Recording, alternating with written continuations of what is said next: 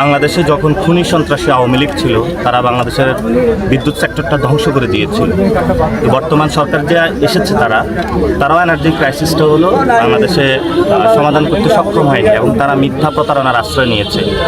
বলেছে যে বিদ্যুৎ আপনারা পাবেন, এবং বলেছে যে 2 মাস বা 2 বছর 1 বছর হলে কোনো বিদ্যুতের দাম বাড়বে না। তারা সেটাও প্রতিশ্রুতি রক্ষা রাখে নাই।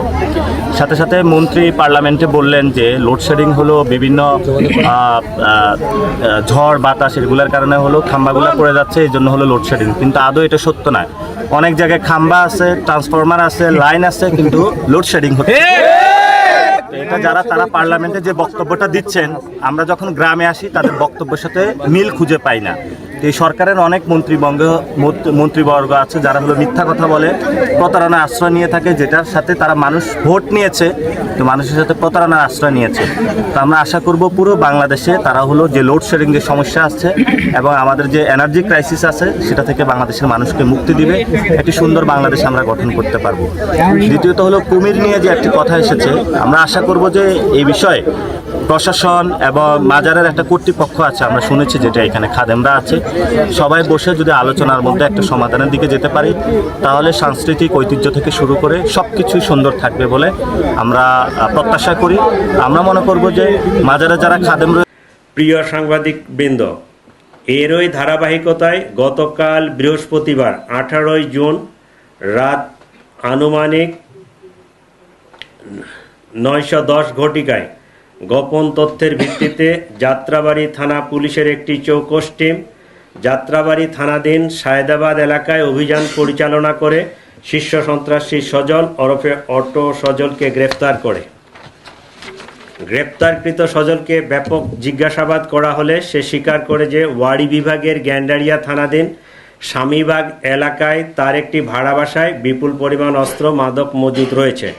পরবর্তীতে বৃহস্পতিবার 18 জুন রাত আনুমানিক 9:50 ঘটিকায় যাত্রাবাড়ি থানা পুলিশ উক্ত স্বামীবাগের বাসায় অভিযান পরিচালনা করে অটো সজলের আরও 3 সহযোগীকে গ্রেফতার করে এবং সেখান থেকে 2টি টরাস ব্র্যান্ডের পিস্তল, 4টি ম্যাগজিন, 77 রাউন্ড তাজা গুলি, 59 গ্রাম হেরোইন প্রস্তুতের জন্য 87 গ্রাম মেডি, মাদক বিক্রয়ের নগদ 22,960 টাকা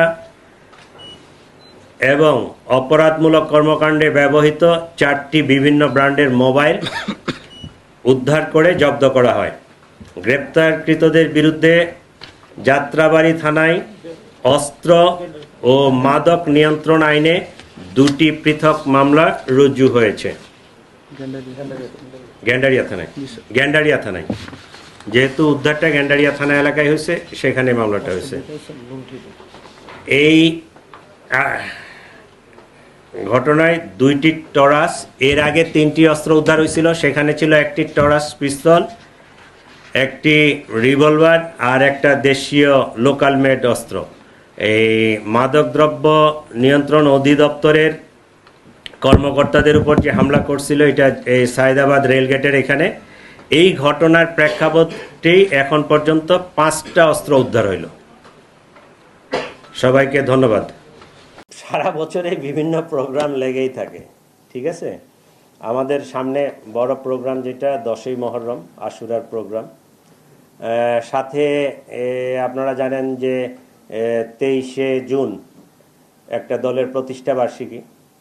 তো আমরা সর্বোচ্চ সতর্ক অবস্থায় আছি। আমাদের পুলিশি যে কার্যক্রম, যে নিরাপত্তামূলক ব্যবস্থা, নগরবাসীকে নিরাপত্তা দেওয়ার জন্য বিগত দিনে যে ধরনের ব্যবস্থা নেওয়া হয়েছে, সেই আলোকে আমরা নতুন করে পরিকল্পনা, নতুন করে নিরাপত্তা চেকপোস্ট এবং অপারেশন, এটা আমাদের অব্যাহত আছে এবং এটা থাকবে। 5 আগস্টের পরে পুলিশের যে ভঙ্গুর অবস্থা ছিল, সেখান থেকে আমরা পুলিশটাকে অনেকটা স্ট্রিম লাইনে আনার চেষ্টা করেছি, করে যাচ্ছি, করতেছি।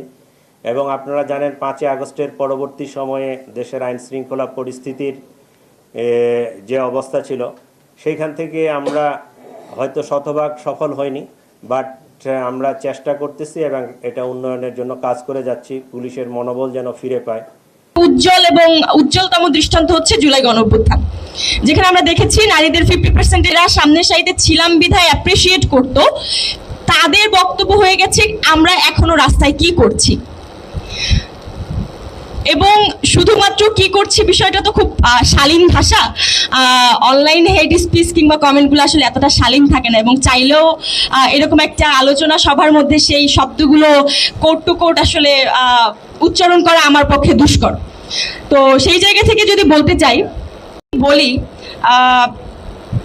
খুবই পরিচিত কিছু মুখ আছে যাদের সাথে তুলনা করে, যেমন বাংলার সালি লিওনি, বাংলার মিয়া খলিফা, বাংলার অমুক, বাংলার তমুক, লাইট হ্যাং ট্যাং হাবিজাবি, এই ধরনের আসলে যে কমেন্টসগুলো করে, তারা মনে করে যে এই বিষয়গুলো এই মানুষগুলোর সাথে তুলনা করে তারা হয়তো বা আমাদের ভয়েসটাকে রোধ করবে কিংবা দামিয়ে দিবে।